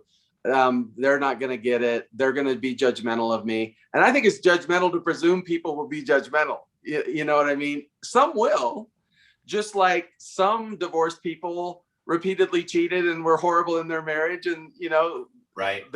They really did a lot of things that were not cool, but I just don't want to be on either end of that. I don't want to be judgmental of divorced people, and I don't want to be judgmental and just presume that if I share my experience, everybody's going to judge me. It's like, what, some will, and but it's not about me and them. It's about me and Jesus. And it's about the ones that will benefit from my testimony, and my testimony is based on my experience, and that may be different from somebody else. So. Welcome back. Oh my gosh, I'm so sorry. No, it's okay. You're like, oh, she totally took a break. Yeah, break time. No. Where was I at? Oh my gosh. I'm going to pause real quick and go scream, and then I'll come back. Okay. Right. Pushing buttons have consequences, Angel. Right. Somebody called. I thought I shut off all my notifications. Apparently not on the phone. Right. Anyway. So yeah, I don't remember where I was at. Dang it. I was just real fast. I was just making the point that we can be judgmental both ways, where we presume married people would be judgmental and married people presume we did something wrong to get divorced, and at some point you just got to quit worrying about people being judgmental and just speak your truth and share your story, Exactly. Actions speak louder than our words, right? So yeah, your actions will speak to people. And that's why it's important. It's okay to speak up. If you're led by the Spirit on what you want to say, then do it, because your actions are so valuable. You just never know who they're going to touch, even if it's later, even if they remember later, right? That's what we're all about, interacting and learning. I think that's the secret to when you do feel judged. Live your life in a way where the stories cannot be true. Yeah. Where they have to say to themselves, either the stories were true and they have changed, or the stories were never true in the first place. Yes. Amen. Like, Totally. all I know now is they are not the man or woman that those stories depict, basically. Yeah. Yeah. Exactly. And then you can't lose. Mm-hmm. Indeed. Time does tell a lot. I just want to touch on a point here that someone's bringing up in the chat, because I think it is a good point, that when we have singles programs, and the church just had one here not too long ago, and for the life of me, I always forget the name of that thing, that Elder Anderson put on, Providence. The North America West thing. Well, no, it was the church-wide singles kind of Provident Living. Or was that it? Why does that not seem right? I don't know. It Something doesn't sound right. Is Yeah. it for singles specifically, or? Yes. It was. Yeah, it was like a big conference, and I think it was like at the beginning of April. Where they did it on the front lawn of the Logan Temple. Yeah. Okay. Abundant Life. There you go. Abundant Life. That's what. Yes. Gosh, man, I don't know why. And that was in August. Right. Like, but I can tell it had deep impact on you. Right. I know. I wrote it in my journal 16 times. I still can't remember. So basically, the idea is that, when there's a lot of programs that are put together, sometimes they're put together by married people who they either just don't have the capacity or don't have the interest to try and say, okay, if I were in their shoes, what would I do? Right. Like, I think the Abundant Life don't get me wrong, it was a good conference. But I think the general feedback from most people that I've talked to on that is kind of like, okay, so how is that really any different than just a normal conference that I might hear? Like, people are hungry and thirsty for something to kind of feel like we're moving forward as singles, right? Like, I'm not a third wheel sitting in the back. I'm not abandoned by my ward. I'm not like going to a family ward from a young single adult ward because I didn't get married and there's nothing there for me. And I feel like, there's a lot of programs that the church does that are like, okay, well, according to the budget, like sitting in ward council, right? Like, okay, well, we've got to have our singles conference going on or some single event. Like, who's the single adult rep in the ward? Okay, Jamie. All right, well, Everett or whoever, right? Let's just go and kind of plan something and we'll just make it happen. So Angel, like, do whatever you're going to do. And then we're going to be back to all the other normal family stuff. Like, how do we get to a point where we as a church are doing stuff and are on kind of a program that's actually going to be, I don't know, drawing people back into the fold? That's the whole purpose of this, right? To draw people back into the church, not just to like, hey, let's get people together so they can hook up and get married. That'll naturally occur. Right. Kind of like, people are doing their thing. But how do you have meaningful events, meaningful like meetings, meaningful activities where singles feel like, okay, there's something there for me? How do you wrestle that from the married to you, to the reps, right? Attitude is everything. That's easy to say. There's a lot of people who struggle with that. Absolutely. But when you have a lot of people, when you have people that are there knowing that this is a challenge, but they're there because they're there for whatever reason. Okay. But they're there. There's other people in those same shoes. And it's the ability to come together, and that common factor of we're here and we want to be here. Sometimes we don't know why we're here, but it doesn't really matter, because when we can be able to implement these services to say, hey, we're going to do a service project, or we're going to have a game night, or we're going to have a get to know you, or we're blocked with COVID, so we're going to do something online, which those are never successful. Someday they will be, I'm sure. But it's really just about our leaders are guided in the plan that they have for this. And Abundant Life was a pilot for other events. There's so much learned from this and so much gained, I think, right?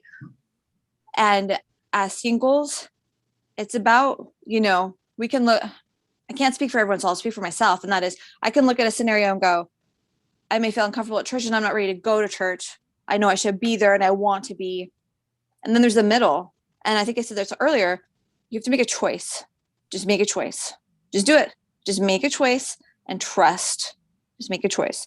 And it's, us as reps, it's really hard because we're super imperfect too, right? And it's just about, look, we're here. We love you. We're inviting you. We're telling you this information that we have going on. We want everybody to come.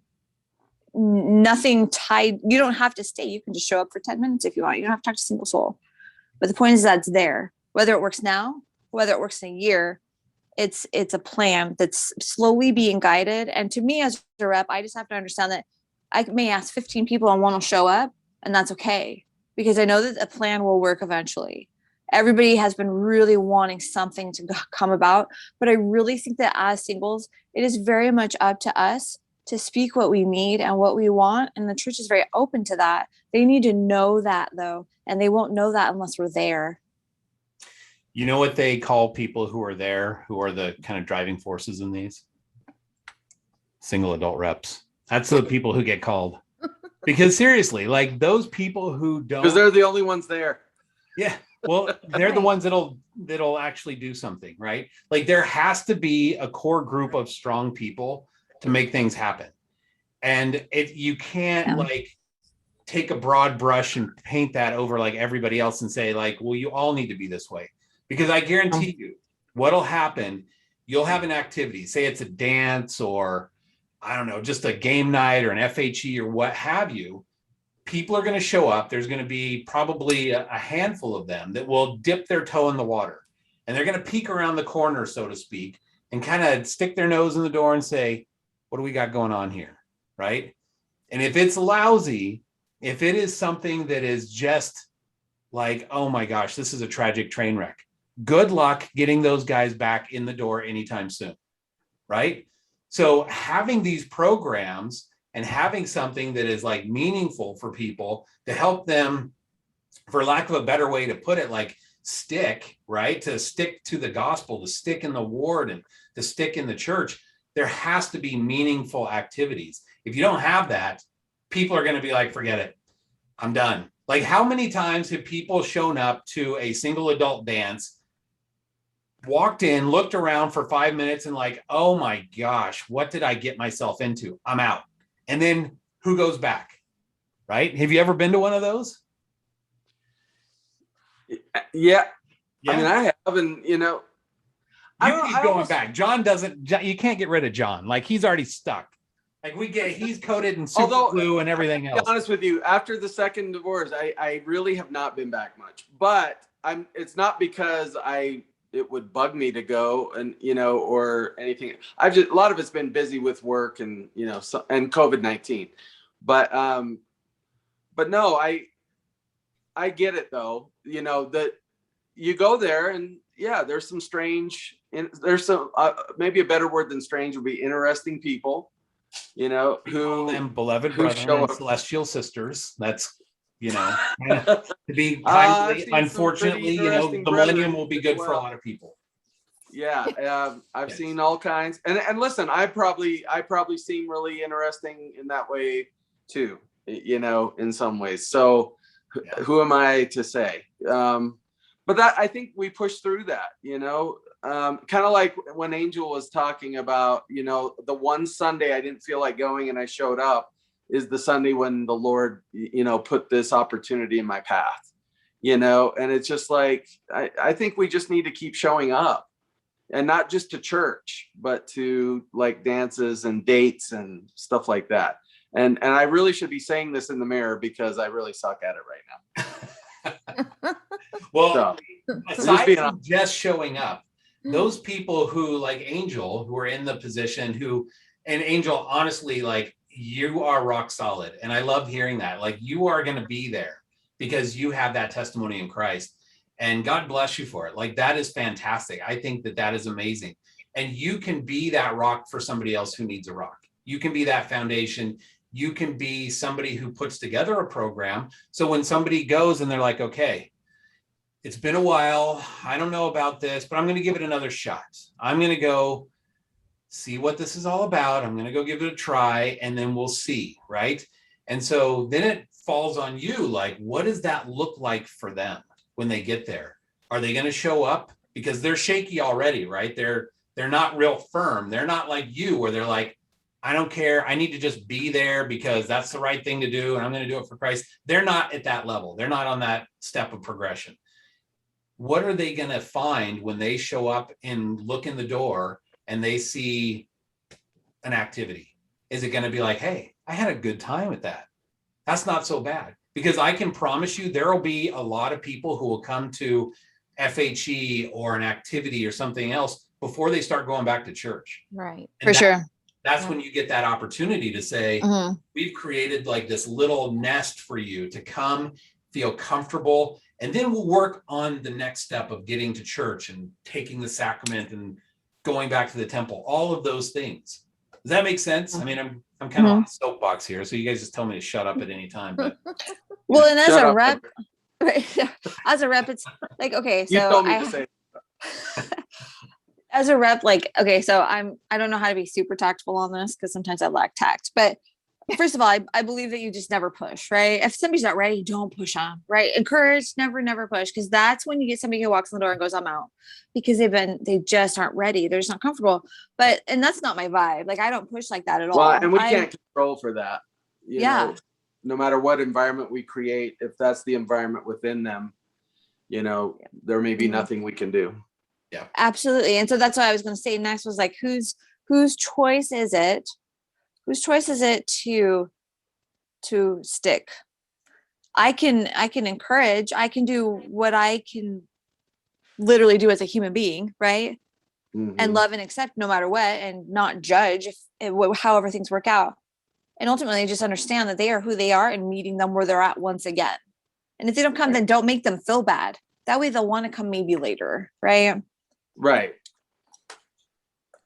Yeah. First, do no harm. Yeah, for sure. Because Yeah. that's not my job to make anybody feel bad. I want them to come, but I'd much rather have them feel more comfortable and feel like they're safe whenever they do decide to come, because the gospel is a part of life, not a separate section of life where you have to adjust and feel like you do or don't fit in. It literally will mesh for you when you're okay, when you feel comfortable with it. And I don't know, it just, yeah, if that makes any sense. that's the beautiful part of eternal progression, right? Like, we have eternity to work out some of these things.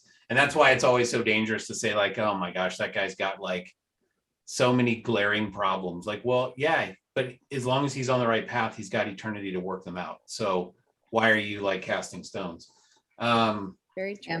I just think that I think you are in a great spot. I think you've got a really awesome ability to have a solid foundation, and creating, like you said, you've got the exact right mindset, like attracting people. That's what the Savior does, right? I don't remember anywhere in the scriptures where he said, like, get to church now or I'm gonna like rain hellfire and brimstone on you. He was attracting people, right? So attracting people to these activities, but once we attract them, right, we've got that delicate moment where they show up and they're a little unsure, they're feeling it out. How's that going to be for them? That's really the question at that point. You know, that's a good point. I don't know how many of you have watched The Chosen, and obviously The Chosen is not produced by the church. It's not scripture. But I got to tell you, the spirit of that TV show is powerful. It is moving. Yes. And if you ever want to know how can I treat someone in a way that will make it inviting for them to come to church or to be involved in singles programs or anything like that, just watch that show. Just watch half of one of those episodes and just watch that actor that plays Jesus and just watch him work on people.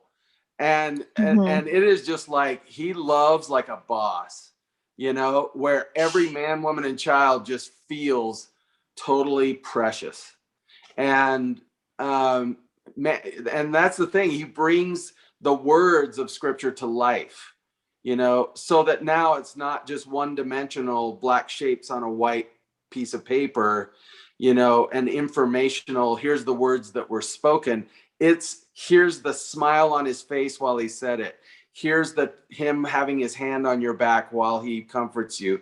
Here's him pulling your face toward him as he looks in your eyes and tells you he's about to heal you.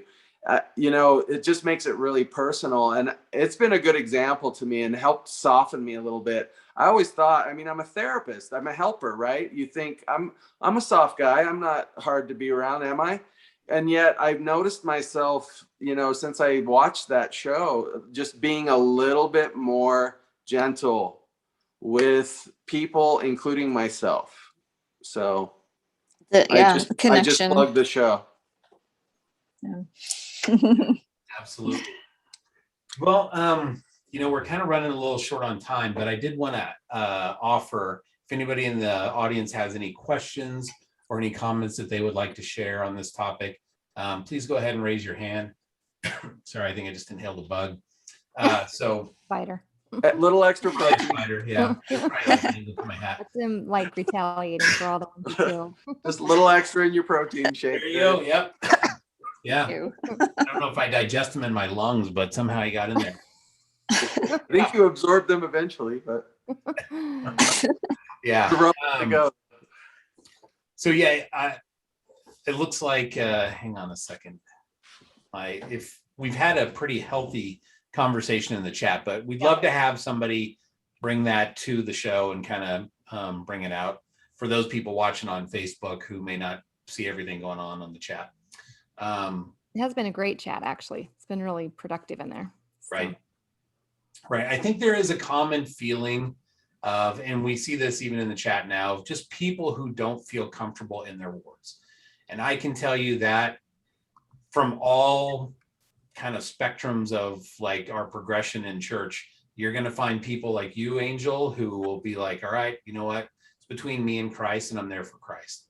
And you're right. We are there for Christ ultimately, but you're going to find a lot of people who just simply aren't at that level yet and need something. And that's okay too. Like that's totally normal. That's the thing. We're all normal. How we feel, it's all normal. Speak for yourself. I'm not too normal, but okay. Some of us are a little abnormal, but it's okay. So yeah, I know we've got all right. I think people are going to be too shy to come on. I love it when they're all just blowing it up in the chat, but they don't want to bring it to the show. I think it's because they've already got it all discussed in the chat. They're good to go. They already said their piece and got their answers. So. They got it off their chest in the chat. That means y'all did a good job. Oh, you did a good job. No, it's been a great show. I've had a lot of people private chatting me saying this has been a good one. So yeah. Thank you. Good job, Angel. Yes, absolutely. We're kind of running low on time, so we can go ahead and wrap it up. But and doing so, I just want to say, Angel, like I am super impressed with you. Like you're solid. Like you have so much to offer some of those people who are struggling and feel abandoned and feel like they don't have somebody there to back them up, because you had a very healthy, it might have been rough, but you stuck it through and you are there for the right reasons, right? You have that personal relationship with Christ, but you now have an opportunity to help other people who may not be on that level. Mm-hmm. And while that's an awesome thing, it's a big responsibility too. So, but I think they probably got the right person. So we just need to get you on a church-wide committee. That's right. That's right. You'll be in the general committee. That'd be awesome. Right, no. What? I've been advocating for the longest time of like a church-wide general, like single adult presidency, right? I think that is needed to just have it on a church level of this is what we're going to do. That's just my personal opinion. And Angel, I nominate you for that group. So there you go. I second that nomination. Yeah. You guys are great. Thanks. Hey, I thought I the one that made the suggestion, but oh well. Yeah, I mean, this is kind of like what is that? America's Got Talent or something. You got 2 yeses for Hollywood. Yeah. 2 yeses for Salt Lake. Yeah. We'll send it off. We'll let them know like you've been approved. Like you're on to the next level. You're going to Salt Lake. Yeah. The golden mother. Yeah. I know. Awesome. LDS Hollywood. Right. Right. That's showtime. Great. Oh goodness. Fun. It's been fun, guys. I've appreciated this opportunity. Thank you. Yeah, no, thank you Good. for coming on. So I'm not sure if you've seen the other shows, but usually what we do is we stop the live Facebook feed, stop the recording, and then we have an after party show where it's just, we invite everyone in the audience to turn on their camera and their microphone if they'd like to. They certainly are under no obligation. Some people are laying in bed just kind of listening to this, and that's fine too. You can turn on your microphone if you got something to add. But it's just kind of more of an open forum. And Angel, you're under no obligation to stay if, we've got 2 hours of your time already, but we certainly love to have you. It's just kind of more of a fun, open up and general discussion time. So having said that, I'm going to wrap it up tonight and say thank you again for being on. You're awesome. I'm so glad I got to meet you and find out about what awesome things you have going on up in Spokane. So maybe. Yeah, it's so exciting. Thank you. They got the right person and place to make it happen. Yes, they do. Absolutely. Great things Awesome. coming out of Spokane. Yes.